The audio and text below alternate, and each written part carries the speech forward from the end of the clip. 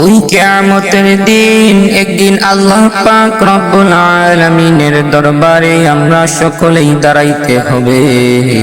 ওই মুহূর্তটা আল্লাহ পাক রব্বুল আলামিন আমাদের সকলের হাতে হাতে যখন আমলনামা পৌঁছে দিবে, তখন কারো মিজানের পাল্লা ভারী থাকবে, কারো মিজানের পাল্লা ভারী থাকবে না।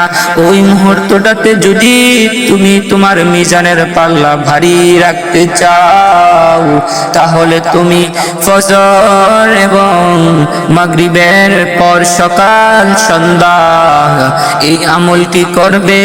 আল্লাহ পাক রব্বুল আলামিন তোমার মিজানের পাল্লা ভারী করে দিবে।